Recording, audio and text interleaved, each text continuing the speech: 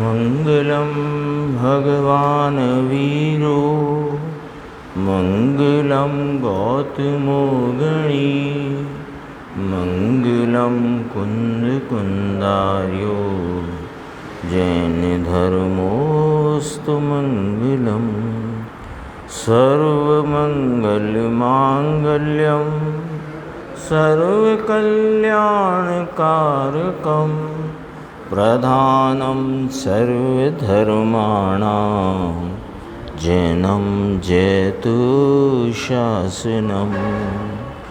नमः समय साराय स्वानुभूत्या चकासते चित्स्वभावाय भावाय सर्वभावान्तरचिरे। समय सारदी परमागम ग्रंथ है और इसके परिशिष्ट जो उपाय उपेय अधिकार उसके अंतिम कलश हैं। 275 नंबर का कलश, पेज नंबर 185 है। कलश पढ़ते हैं अपन और फिर इसकी स्वाध्याय प्रारंभ करते हैं। जयति सहज तेजः पुंज मज्जत त्रलोकी स्खलत अखिल विकल्पोप्य एव स्वरूपः स्वरस विशरपूर्णा छिन्न तत्वोपलम्भ प्रसव नियमित अर्चे चित्त चमत्कार एषः। अब टीकाकार आचार्य देव अंत मंगल के अर्थ से नाम प्रयोजन से, यानी यह ग्रंथ पूर्ण हो चुका था, उसके ऊपर परिशिष्ट के रूप में टीकाकार आचार्य ने 2 अधिकार कहे, एक स्यादवाद अधिकार और फिर एक उपाय उपेय अधिकार। तो अब ये उपाय उपेय अधिकार भी पूर्ण हो चुका है और अंत मंगल के रूप में जिसके गीत पूरे ग्रंथादि राज में गाए वह चैतन्य वस्तु चित्त चमत्कार स्वरूप अपना शुद्धात्मा, उसकी यहाँ पर अंत मंगल के रूप में या अंत मंगल के प्रयोजन से उसको ही सर्वोत्कृष्ट कहते हैं। यानी इस पूरे 3 लोक में सर्वोत्कृष्ट कोई पदार्थ है तो यह मैं शुद्धात्मा हूँ और यह चमत्कार स्वरूप है। वो चमत्कार की चर्चा भी यहाँ की है। तो इसमें 3 बिंदु लिए हैं, अपन देखते हैं। देखो श्लोकार्थ में सहज तेज पुंज मज्जत त्रिलोक स्खलत अखिल विकल्पः अपि एक एव स्वरूप। ये चमत्कार है इसका। देखो सहज यानी अपने स्वभाव रूप तेज पुंज में 3 लोक के पदार्थ मग्न होते होने से जिसमें अनेक भेद होते दिखाई देते हैं तो भी जिसका एक ही स्वरूप है।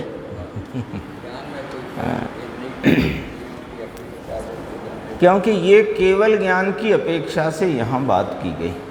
तो केवल ज्ञान प्रगटा किसको? कि शुद्धात्मा को, जो अनादि अनंत ज्ञान स्वरूप वस्तु है, उसमें ही केवल ज्ञान रूप परिणमन हुआ।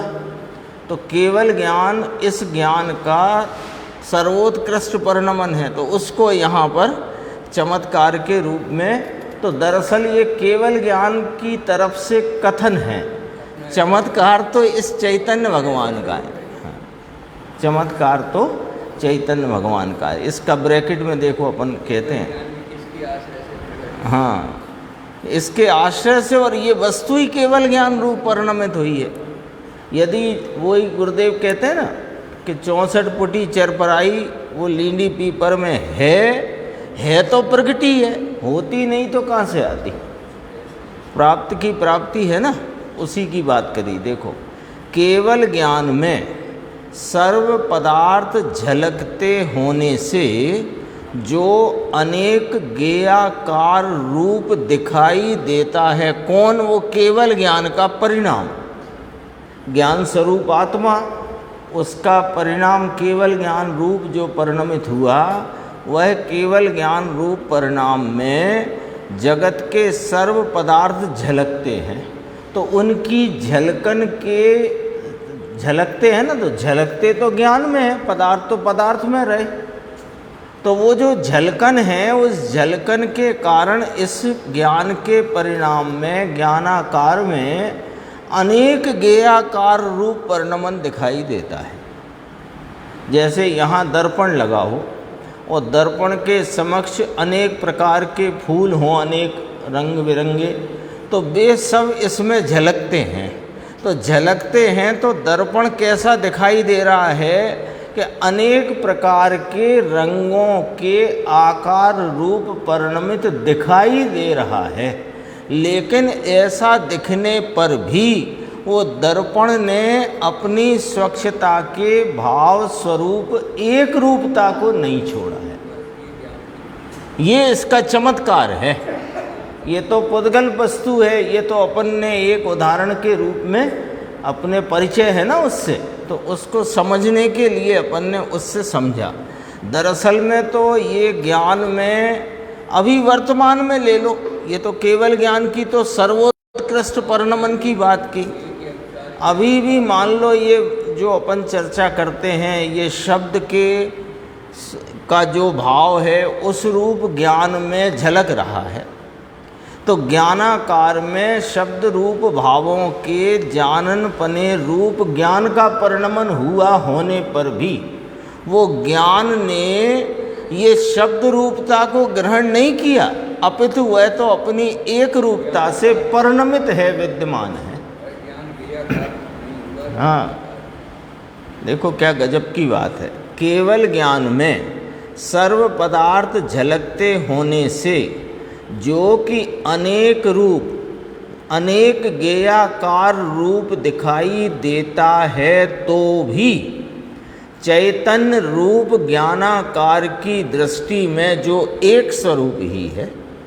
अपन ने दर्पण का दृष्टांत विचार में लिया, तो दर्पण अनेक आकारों से परिणमित है, ऐसा नहीं है कि नहीं है परिणमित, लेकिन उसमें हम सिर्फ दर्पणत्व को देखें तो वह एक रूपता ही तो है उसमें कहाँ लाल पीला हरा गुलाबी आया है। तो वही यहाँ पर कहा कि चैतन्य रूप ज्ञानाकार की दृष्टि में जो एक स्वरूप ही है, ये एक बिंदु हुआ, पहला बिंदु। इस कलश में जो इस चैतन्य चमत्कार ही सर्वोत्कृष्ट है, ये बताने की बात जब कही, तो उसमें पहला बिंदु क्या आया कि यह ज्ञान स्वरूप अनेक गेयाकार रूप भावों में परिणमते होने पर भी अपने ज्ञान की एक रूपता को नहीं छोड़ता, यानी वह उस समय भी एक रूपता से विद्यमान है, परिणमित है। एक बिंदु। दूसरा, स्वरस विसर पूर्ण अछिन्न तत्व उपलम्ब, जिसमें निज रस के फैलाव से पूर्ण अछिन्न तत्व उपलब्धि है। ब्रैकेट में जो लिखा वह निमित्त पर से यहाँ ज्ञान कराया है। पहले अपन बिना ब्रैकेट में जो मूल भाव है उसे पकड़ते हैं, कोशिश करते हैं कि निज रस का फैलाव। निज रस माने ज्ञान, दर्शन, सुख, चारित्र, वीर्य आदि अनंत गुणों का रस है ना, रस नाम उनका भाव, उसका फैलाव है। तो भी इसमें छिन्नपना नहीं होता। छिन्न माने भेद रूपता खड़ी नहीं होती। छिन्न कहते हैं छिन्न भिन्न हो गई, जैसे किसी के बच्चे के पास कोई खिलौना है, मिट्टी का ही सही, वो गिर गया हाथ से, तो अपन एक भाषा ये भी बोलते हैं, एक तो बोलते हैं बोलचाल में टूट गया, दूसरा बोलते हैं छिन्न भिन्न हो गया। तो ये ज्ञान, दर्शन, सुख, चारित्र, वीर्य आदि अनंत गुणों का रस, उसका विस्तार इस चैतन्य तत्व में होने पर भी ये कोई छिन्न भिन्न नहीं होता। तो कहा अछिन्न तत्व उपलब्धि है, यानी वह अभेद रूप से अपनी एक रूपता से उपलब्ध है। कितने ही भावों में परिणमे, प्रति समय अनंत भावों में परिणमता ही है अभी भी। ये तो पूर्णता की अपेक्षा लें तो पूर्ण आनंद, पूर्ण वीर्य, पूर्ण ज्ञान, पूर्ण दर्शन, पूर्ण चारित्र, सब पूर्ण पूर्ण है। हाँ, अच्छे नहीं है, उसमें कोई छिन्न भिन्न पना हुआ नहीं। तो अब ये तो पूर्णता का यहाँ पर तरफ से कथन किया है ना, तो इसलिए यहाँ दृष्टा वो क्या नाम समझाने को निमित्त की तरफ से यहाँ कथन किया। देखो, अर्थात प्रतिपक्षी कर्म का अभाव हुआ होने से जिसमें स्वरूप अनुभवन का अभाव नहीं होता। पूर्व में क्या था कि ये जीव को साधक दशा में भी पूर्ण अनुभव नहीं था और बाधक दशा में बिल्कुल अनुभव नहीं था। संसार में रहा जीव तो बाधक अवस्था में किंचित अनुभव नहीं था अपने ज्ञान, दर्शन, आनंद आदि भावों का, और साधक दशा में अनुभवन तो था लेकिन पूर्ण नहीं था। तो वह उसमें उसकी अपूर्णता में अथवा शून्यता में निमित्त कौन था कि प्रतिपक्षी कर्म। तो प्रतिपक्षी कर्म यहाँ निमित्त का ज्ञान कराया है, निमित्त से यहाँ अनुभवन रुक गया है, ये नहीं है। लेकिन अब तो केवल ज्ञान रूप अथवा पूर्ण रूप से परिणमित जो चैतन्य वस्तु है उसमें कोई कर्मों का वहाँ सद्भाव या संयोग रूप सद्भाव नहीं है, इसलिए वहाँ स्वरूप अनुभवन का अभाव नहीं होता। वे अपने ज्ञान, दर्शन, सुख, चारित्र, वीर्य आदि भावों में निरंतर अनुभवन रूप भाव से परिणमित है। ये वाली बात कही। देखो, फिर तीसरा बिंदु आया, और प्रसव नियमित अर्ची, अत्यंत नियमित जिसकी ज्योति है।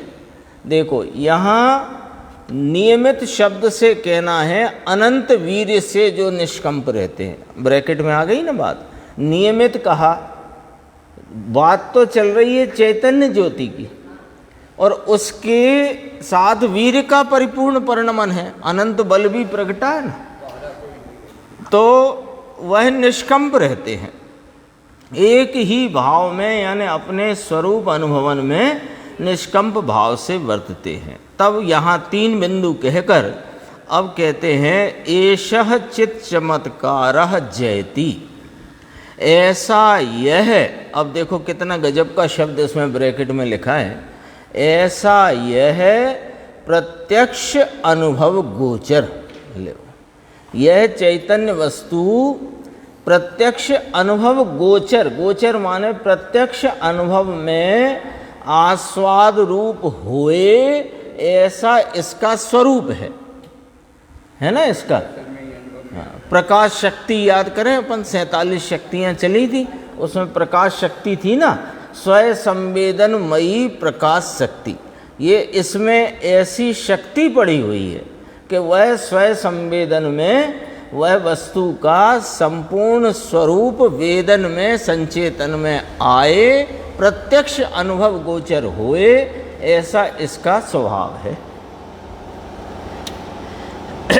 देखो, इस प्रत्यक्ष अनुभव गोचर चैतन्य चमत्कार जयवंत वर्तता है, किसी से बाधित नहीं किया जा सकता ऐसा।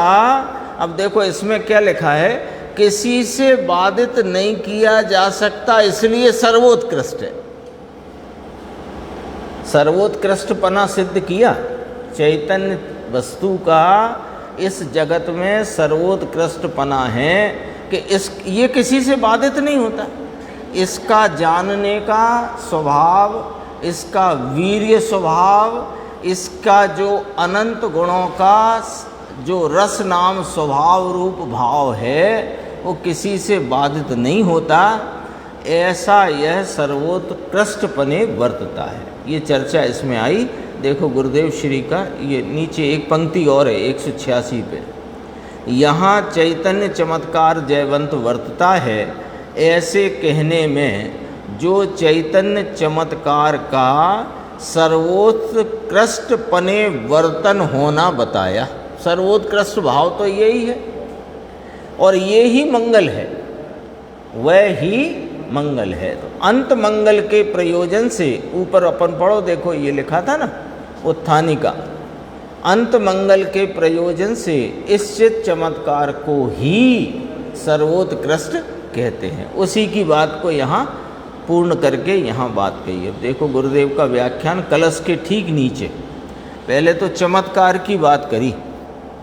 यह चमत्कार है, क्या चमत्कार है कि अपने क्षेत्र को छोड़ता नहीं और तीन काल और क्षेत्र नाम सर्व क्षेत्र को जानता है।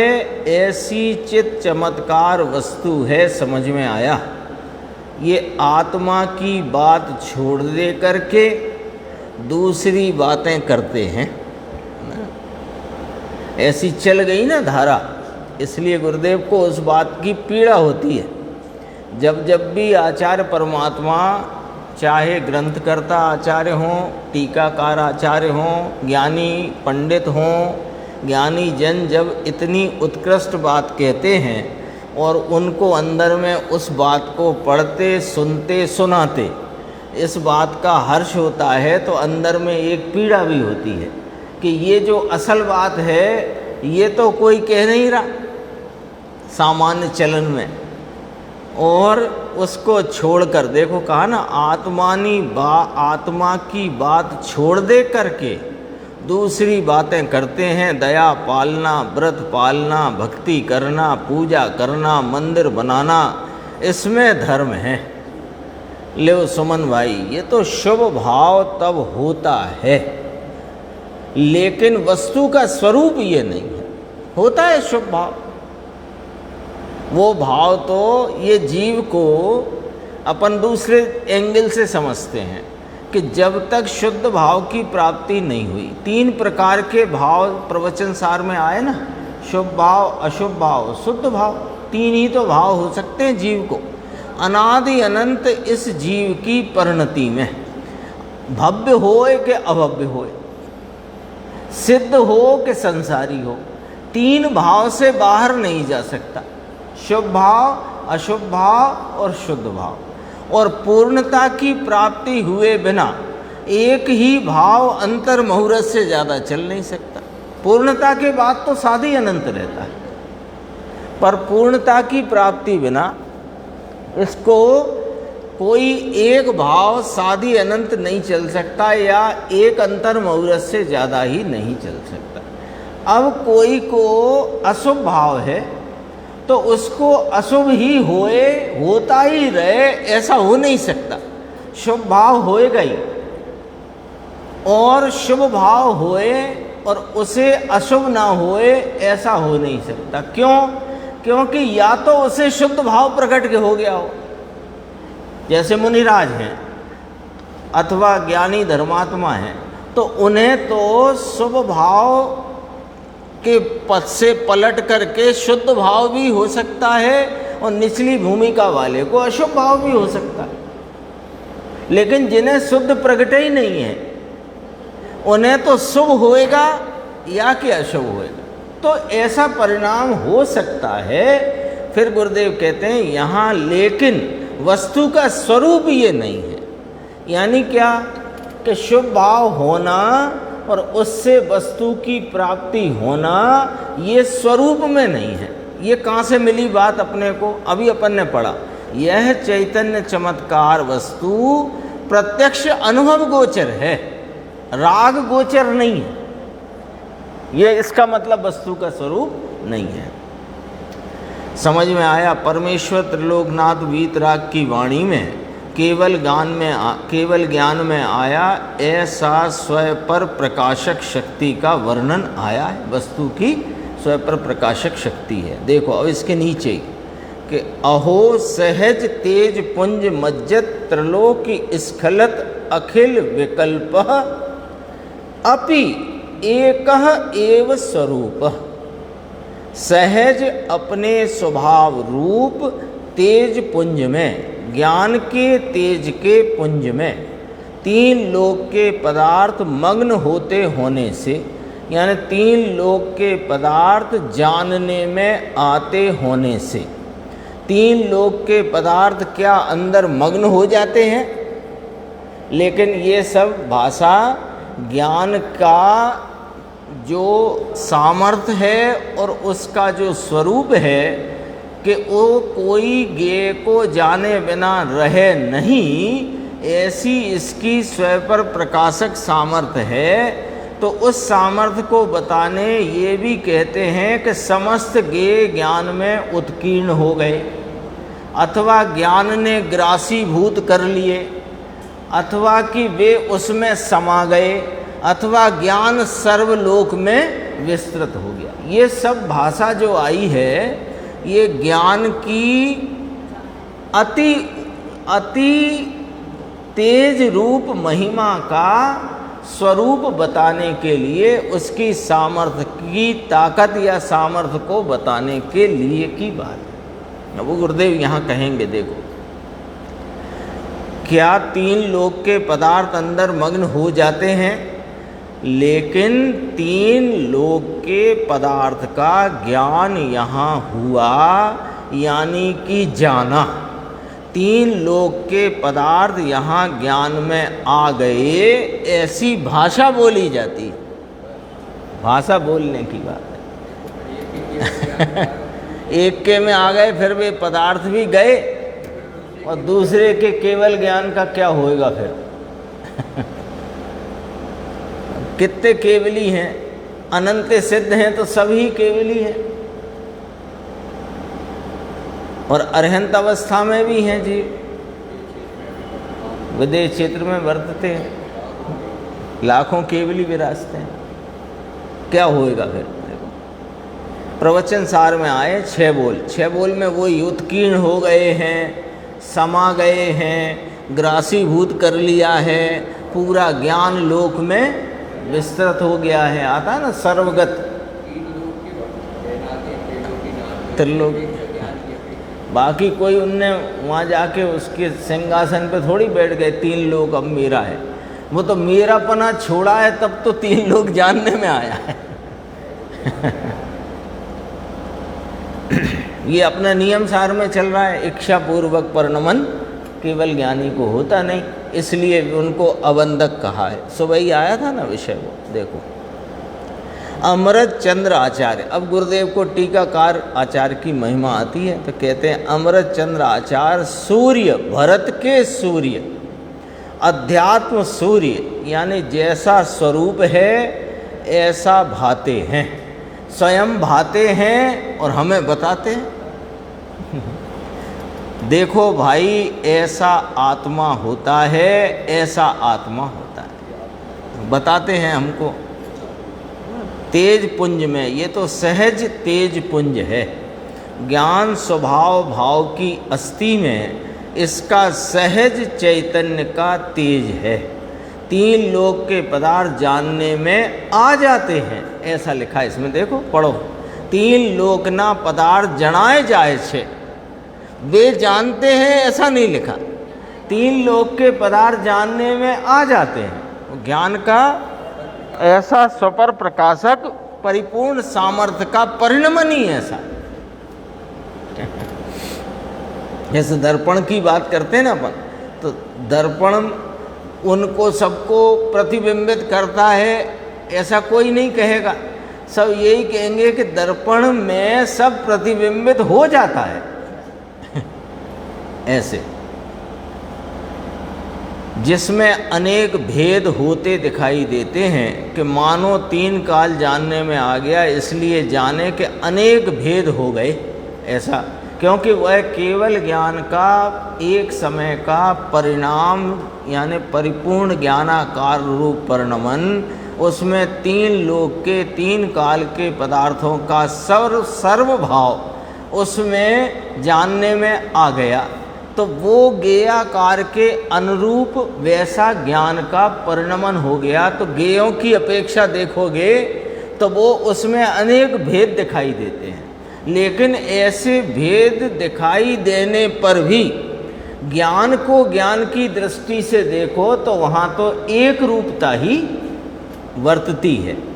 देखो, जिसका एक ही स्वरूप है, अर्थात केवल ज्ञान में सर्व पदार्थ झलकते होने से, झलकना समझाना है ना, तो झलकता शब्द लिया, यानी अनेक ज्ञेयाकार रूप दिखाई देते हैं, मानो कि लोकालोक ज्ञेय होए और इसके आकार से ज्ञान हो गया होए, ऐसा जानने में आता है। अपन विचार करो केवल ज्ञान के परिणाम का, थोड़ा विचार अपन अपने चित्त में करो कि केवल ज्ञान के परिणाम में क्या हो रहा है, कि वह ज्ञान का परिणाम 3 लोक के सर्व पदार्थों, उनके गुणों पर्यायों को जानता परिणमित है। तो उस ज्ञान के एक परिणाम में सर्व ज्ञेयों के आकार के अनुरूप यहाँ अनेक भेद हो गए, लेकिन ऐसे अनेक भेद भाव रूपता में परिणमित ज्ञान खरेखर एक रूप ही रहा है। ये चमत्कार की बात है, ये चमत्कार कहा यहाँ। ये ज्ञानाकार रूप से फिर उसको स्पष्ट करते हैं, ज्ञेय के आकार रूप से ज्ञान का अपना आकार है, ज्ञेयों का नहीं। ये हो गई ना स्पष्ट। ये आगे इसी में चलना देखो। अनेक ज्ञेयाकार रूप दिखाई देता है तो भी चैतन्य रूप ज्ञानाकार की दृष्टि में, यानी वहाँ ज्ञानाकार को देखो। ज्ञेयाकार जो ज्ञानाकार में ज्ञेयाकारों के अनुरूप परिणमन हैं, उसे न देखते ज्ञानाकार को देखोगे तो क्या दिखेगा? एक रूप। दर्पण में अभी बात करी थी, दर्पण में लाल, पीले, नीले, हरे, गुलाबी अनेक प्रकार के फूलों के आकार रूप परिणमित दर्पण के तलपट को, उसके उस विस्तार को, उस दर्पणत्व की दृष्टि से देखो तो क्या दिखेगा? एक रूपता ही। अनंत जानने से ज्ञान स्वरूप के कोई 2 समय नहीं हुए। एक ही समय में एक ही स्वरूप है। फिर इसको यहाँ गुरुदेव कहते हैं कि एक समय में सब जानने में आ जाता है, एक रूप ही ज्ञान है। अनेक को जानते होते होने पर भी ज्ञान एक रूप है। चैतन्य रूप ज्ञानाकार की दृष्टि में ज्ञेय लोकालोक हैं, इनको जानने की पर्याय में अपनी पर्याय है वो जो 3 लोक के अनंते ज्ञेय पदार्थ, उनको जानने रूप से परिणमित वह ज्ञान की अपनी पर्याय। फिर स्पष्ट करते हैं, अपनी पर्याय है, अपना अस्तित्व है, अपनी सत्ता है। आ गया ना, ज्ञेय जिसमें प्रवेश करते नहीं, लेकिन ज्ञेय संबंधी का ज्ञान अपने में अपनी अस्तिपने माने अपने स्वरूप सत्ता में परिणमित होता है। ये ज्ञानपने देखो तो अनंत को जानता है ऐसा लगता है। ऐसे ज्ञानाकार की दृष्टि में ऐसे वो अनंत को जानने रूप से परिणमित ज्ञान को ही ज्ञानाकार यानी ज्ञान स्वभाव की दृष्टि में देखो तो वह एक रूप हुआ है ज्ञान, अनेक रूप हुआ ही नहीं। अनेक और एक समझ में आया? मज्जत त्रिलोकी, मज्जत है ना, मग्न हो गए हैं, त्रिलोकी माने 3 लोक के सर्व पदार्थ, इसमें मानो ज्ञान में मग्न हो गए हैं। तो ये प्रवचन सार में भाषा आई, अपन ने याद किया, टंकोत्कीर्ण हो गए हैं, समा गए हैं, ग्रासीभूत कर लिया है, अथवा ज्ञान सर्वगत है, ऐसा भी इधर से भी बात करी और उधर से भी बात करी। ज्ञान तत्व प्रज्ञापन में आई है सब चर्चा। इसमें देखो एक अलिंगरण की 9वें बोल को गुरुदेव ने याद किया है, 5 पंक्ति छोड़कर देखना, है ना। उपयोग का हरण नहीं होता, इसको याद किया यहाँ। अलिंग ग्रहण का 9वां बोल है, तत्व का उपयोग जो है, यानी जीव का जो उपयोग है, इसका कोई हरण कर सके ऐसा जगत में कोई है नहीं। बोलो गजब की बात। उपयोग का कोई हरण कर सकता नहीं। पहले 5 बोल इंद्रिय के संदर्भ से कहे, 6वां बोल स्वभाव का कहा, फिर उपयोग की चर्चा करी, उपयोग की तरफ से बोल आए। उपयोग को कोई हरण नहीं कर सकता, उपयोग को मलिन नहीं कर सकता, आदि सब इस प्रकार के आए हैं ना वो बोल 20 बोलों में। तो 9वां बोल यहाँ याद किया, उपयोग का हरण यानी कि नाश। हरण माने अपन कहें चुरा ले, चला जाए, नाश हो जाए। तो नाश उपयोग है, इसने ज्ञान को पकड़ा है, इसको उपयोग कहिए। देखो गुरुदेव की व्याख्या ये है, उपयोग है जिसने ज्ञान को पकड़ा है। तो उपयोग तो साहब ज्ञान का ही परिणमन है, इसने ज्ञान को पकड़ा है। ये इसका क्या तात्पर्य है कि जो उपयोग ने बहिर्मुखता छोड़कर अपनी स्वस्वरूप सन्मुखता में अपने ज्ञान स्वभाव को ही विषय बनाया है, उस उपयोग को उपयोग कहो खरे कर दो। जो संवर अधिकार में कहा उपयोग में उपयोग है, बाकी तो दुरुपयोग है। जितना बहिर्मुखता में वर्तता हुआ ज्ञान दर्शन का व्यापार है वो दुरुपयोग है, और ये उपयोग है।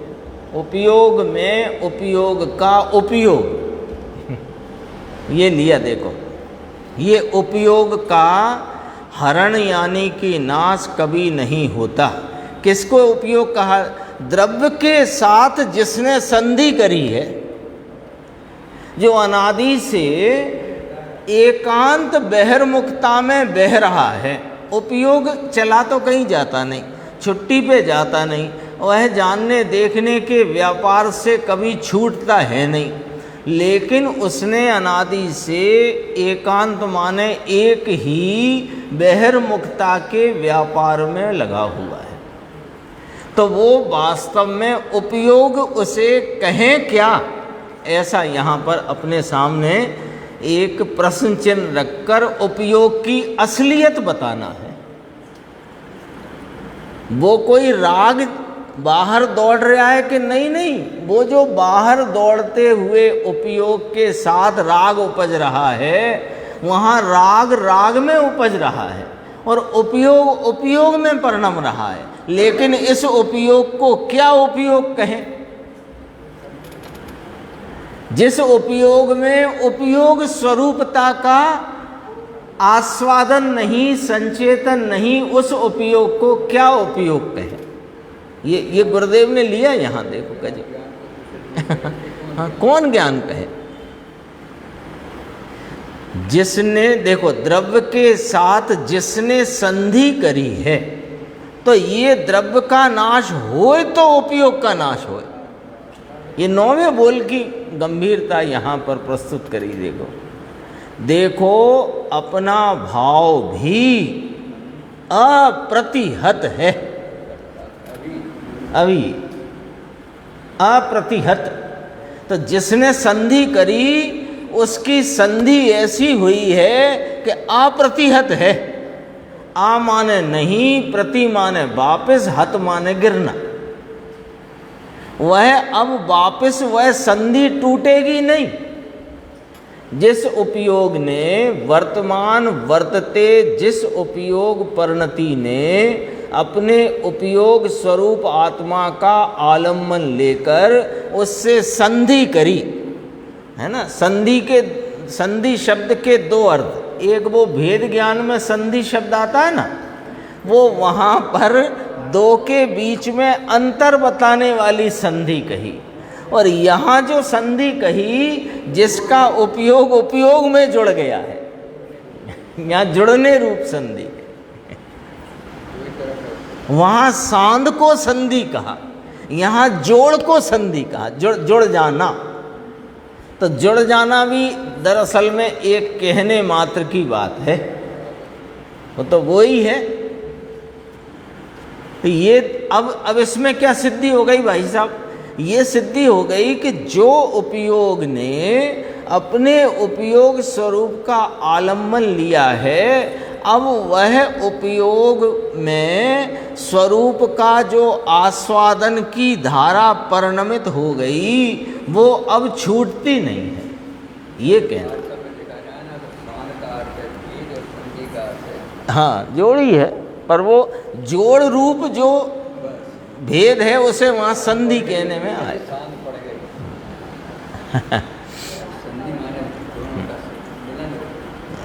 अपना भाव भी अप्रतिहत है, ऐसा बताते हैं, समझ में आया?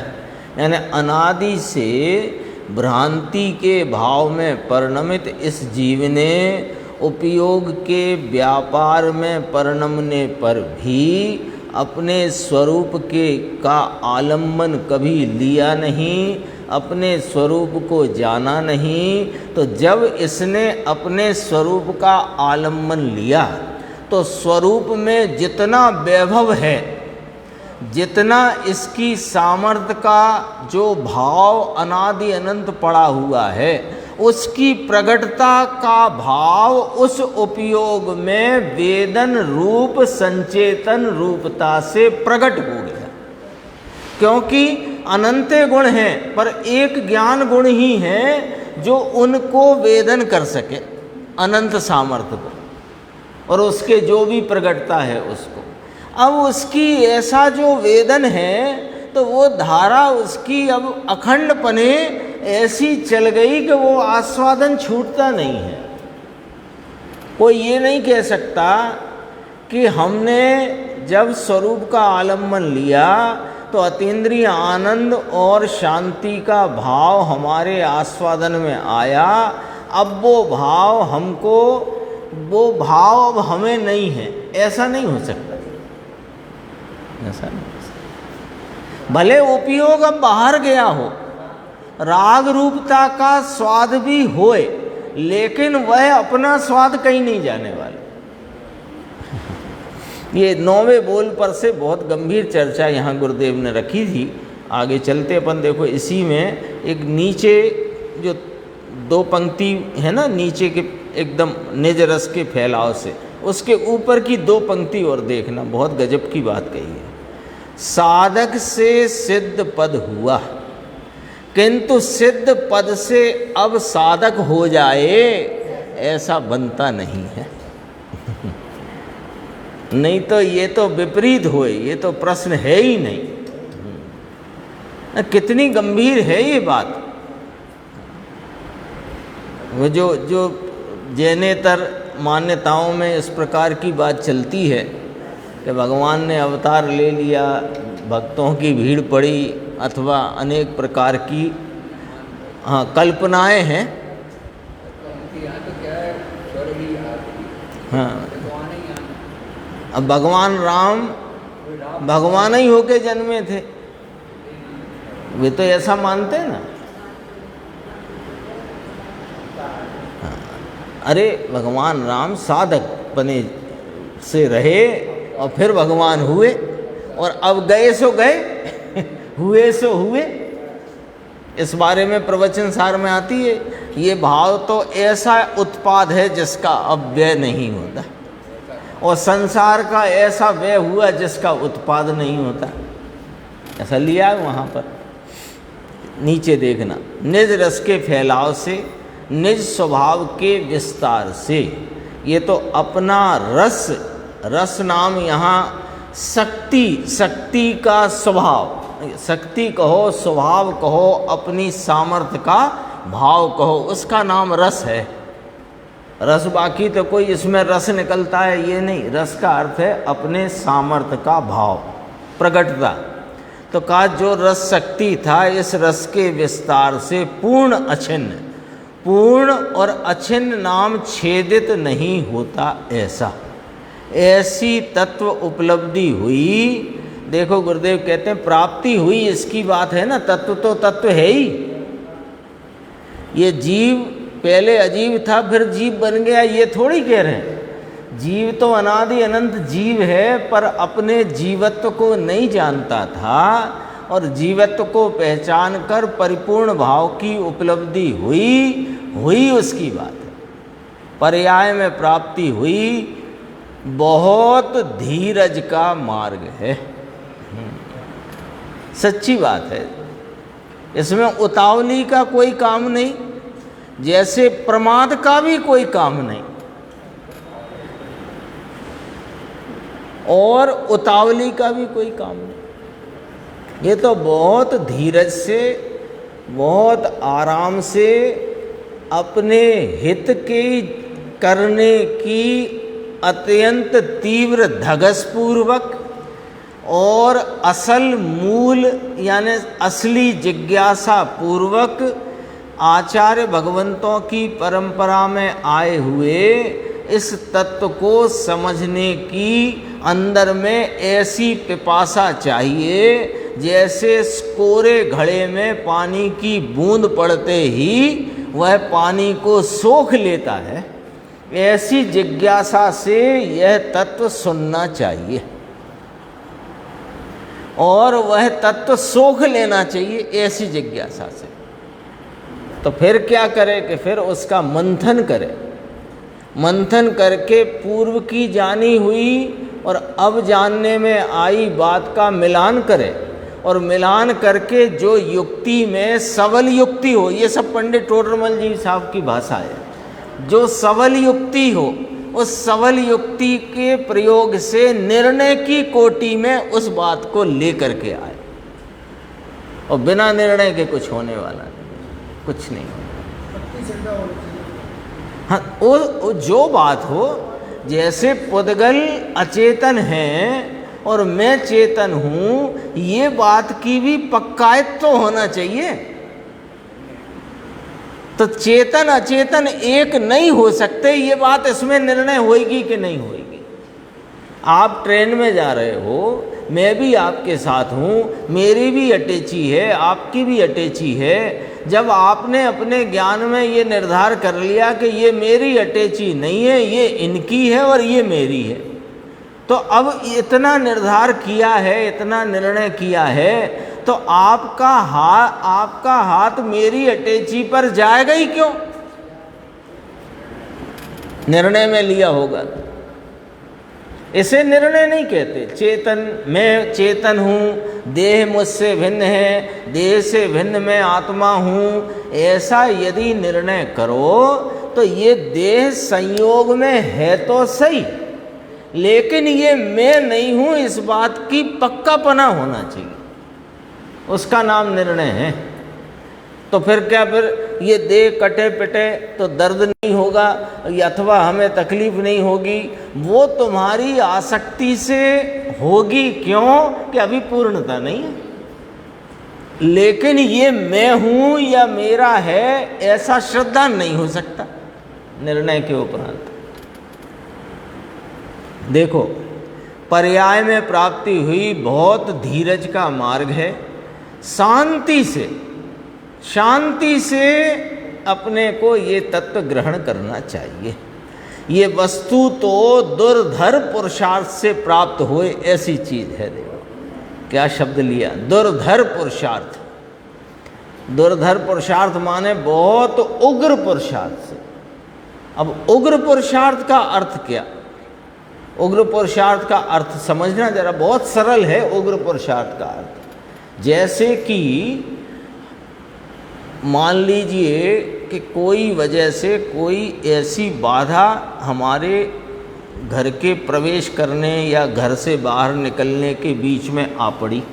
मान लो बड़ा सा कोई पत्थर की शिला आ पड़ी हो कहीं से, कैसे भी करके एक अपन दृष्टांत से समझना चाहते हैं दुर्धर पुरुषार्थ का अर्थ। तो अब अपन उस शिला को हटाने में ही सारा जोर लगाएंगे कि थोड़ा शिला के बाहर के कार्यक्रम को भी मजबूत बनाएंगे।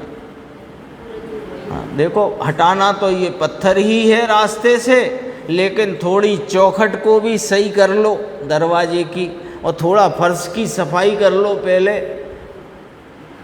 यदि इसमें उलझ गए तो तुम्हारा पुरुषार्थ उग्र हो नहीं सकता है।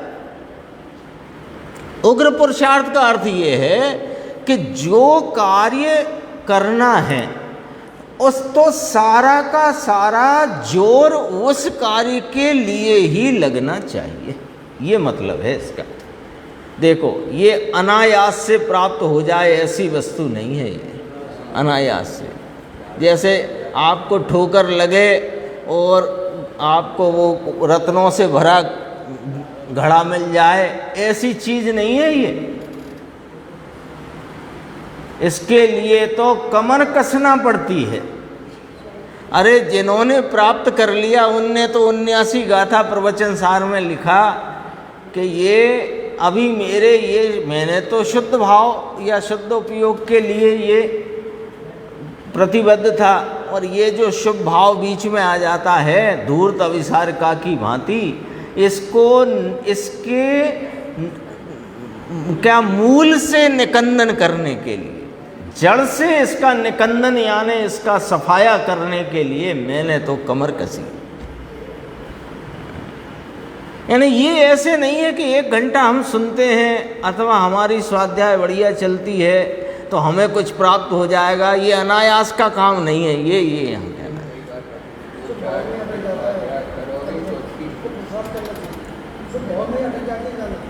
हाँ, वो शुभ भाव में अटकना माने कि हटाना तो शिला है दरवाजे के सामने की, अब फर्श की सफाई में लगे अथवा चौखट चमका रहे कपड़े से, तो फिर वो भाव आ जाता है। अरे वो आ जाता है, वो तुम्हारे पुरुषार्थ को मद्दा करता है।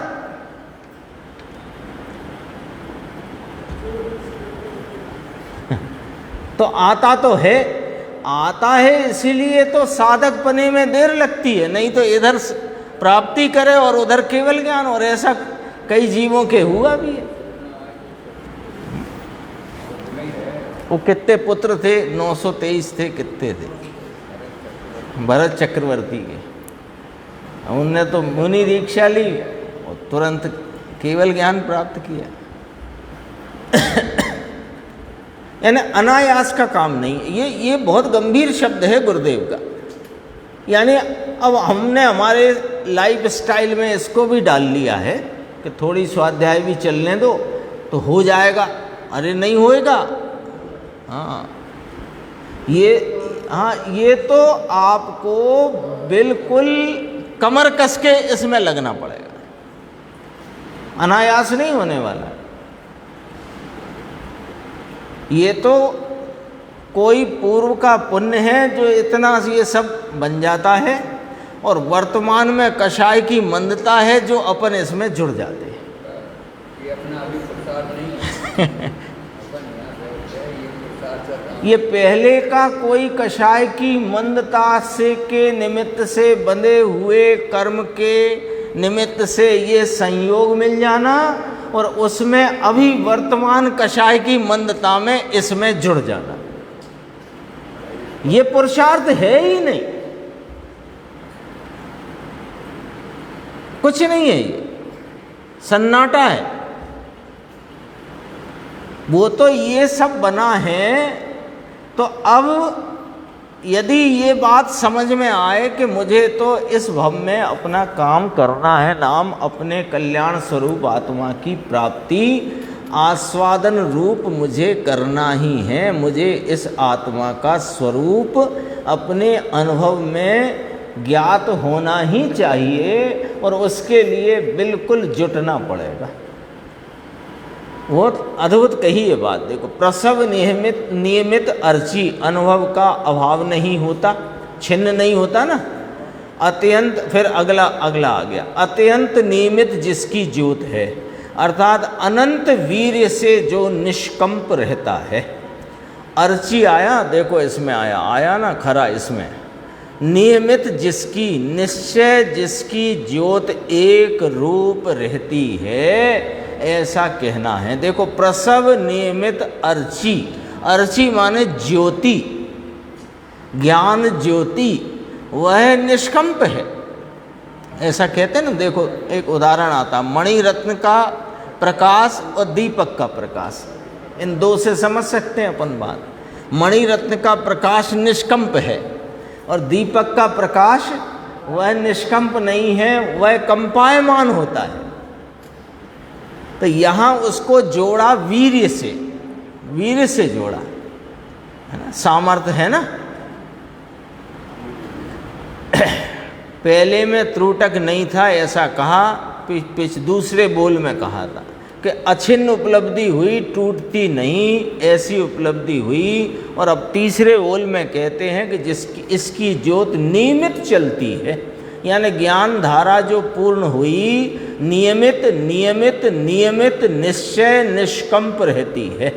देखो अपने को लगेगा कि ये तो केवल ज्ञान के स्वरूप की बात कहकर अरिहंत परमात्मा की बात करते हैं, कि हाँ अरिहंत परमात्मा की बात तुम्हारी आत्मा की बात बताने को करते हैं। वास्तव में बता तो रहे हैं अपना स्वरूप, तो वो अपना स्वरूप बताने को ऐसे स्वरूप से परिपूर्ण परिणमित जो भाव है। क्यों कि देखो सारी बात प्रगटता पे से ही तो बताएंगे, और प्रगटता तो पर्याय में होती है, और ऐसी जैसा स्वरूप है वैसी की वैसी प्रगटता उनको प्रगटी है अरिहंत भगवान को। तो उनकी प्रगटता बताते हैं, तो उनकी प्रगटता से उनका स्वरूप नहीं बता रहे, उनकी प्रगटता से तुम्हारा ऐसा स्वरूप है ये बता रहे। पकड़ना तो अपने को अपना है ना। एटले अकंप जिसकी दशा है, एस चित चमत्कार जयति, ऐसा यह प्रत्यक्ष अनुभव गोचर। भगवान ऐसा कहते हैं, एशह कहा ना, एश माने यह, जिसके अनुभव के लिए विकल्प की जरूरत नहीं है, जिसके अनुभव के लिए निमित्त की जरूरत नहीं है, ऐसा भगवान प्रत्यक्ष अनुभव गम्य, ऐसा यह प्रत्यक्ष अनुभव गम्य चैतन्य चमत्कार जयवंत वर्तता है, किसी से बाधित नहीं किया जा सकता, ऐसा सर्वोत्कृष्ट पने वर्तता है चैतन्य चमत्कार जिसका। अब देखो कहते हैं महामांगलिक का मांगलिक किया, ये वस्तु ही महामांगलिक है, उसका मांगलिक किया। अंत मंगल के प्रयोजन से यहाँ चैतन्य चमत्कार ही सर्वोत्कृष्ट है, ये कलश में कहा था ना, वही बात कही। अंतिम कलश है ऐसा भगवान आत्मा, पर की दया और पर की हिंसा, इसकी तो यहाँ बात भी नहीं करी। पर संबंधी में अपनी कमजोरी के कारण से जो रागादि होते हैं, यह अपने अस्तित्व में हैं ऐसा जानो, ते काले जाने लो प्रयोजनवान है। साधक की बात है ना, लेकिन साधक से ये हुआ फिर तो कुछ रहा नहीं, साध्य भाव प्रकट हुआ फिर तो कुछ रहा नहीं। तो साध्य पर से हमें बताते हैं और हम उसको जानकर क्या करें कि साधक भाव को प्रकट करें। साध्य का स्वरूप क्यों बताया जाता है? बच्चों को पाठशाला में मोक्ष मार्ग प्रकाशक के प्रथम अधिकार में 5 परमेष्ठियों का स्वरूप बताया, अरिहंत भगवंत सिद्ध भगवंत का स्वरूप बताया। काय को बताया? याद करके परीक्षा देने को कि अपना स्वरूप जानने को। तो अपना स्वरूप जान के क्या करना कि साधक भाव में प्रवेश करना।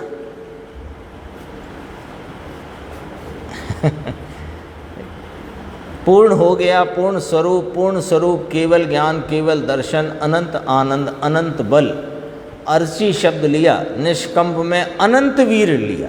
निष्कंप है ना, वह ज्ञान निष्कंप भाव से कुछ भी उसमें कमी बेसी होए हुए बिना वह वास्तव में परिपूर्ण परिपूर्ण परिपूर्ण परिपूर्ण भाव में परिणमित होता है। ये इसके अनंत वीर का परिणमन है, ऐसा कहा यहाँ पर। ज्ञान लिया, ज्ञान की बात करी।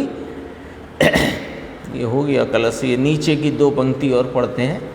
यहाँ चैतन्य चमत्कार जयवंत वर्तता है, ऐसा कहने में जो चैतन्य चमत्कार का सर्वोत्कृष्ट पने वर्तना बताया, ये ही मंगल है, वह ही मांगलिक है। पवित्रता की प्राप्ति और अपवित्रता का नाश, यही मंगल है। बताओ, हम सबके जीवन में मंगल रूप कार्य क्या है? यही एक कार्य मंगल रूप है कि अपवित्रता का नाश और पवित्रता की प्राप्ति।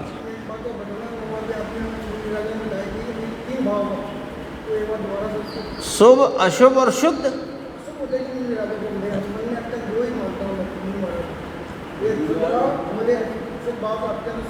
नहीं, मुनिराज को तो अशुभ नहीं है, ये बात सही है, लेकिन उसके नीचे के साधक को तो है ना। हम तो कहते हैं कि आप तो जगत में जितने जीव हैं, भव्य अभव्य बाधक साधक सिद्ध, सब ले लो, तो ये 3 भाव के बाहर बात करो कौन सी? सिद्ध अरिहंत सिद्ध हैं, वे साधी अनंत शुद्ध भाव में हैं।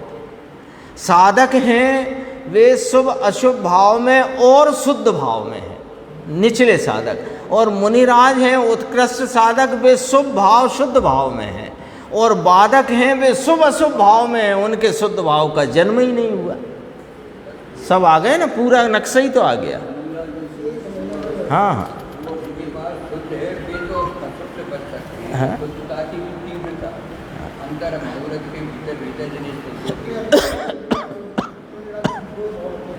हाँ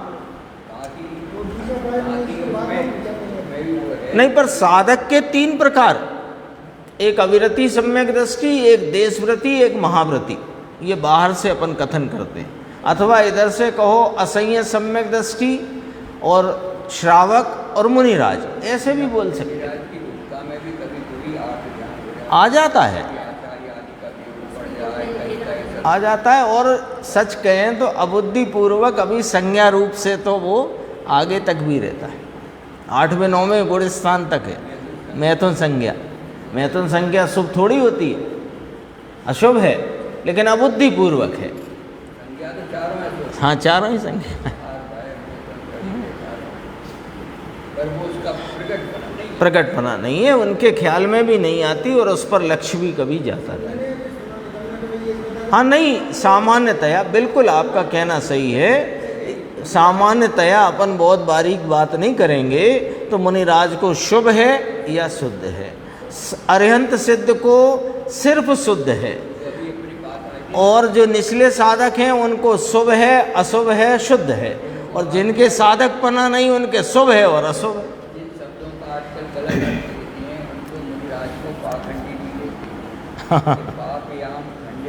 हाँ, पाखंडी शब्द है मुनिराज के लिए।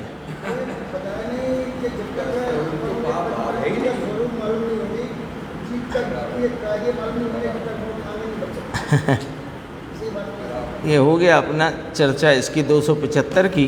276 कलश की चर्चा आगे स्वाध्याय।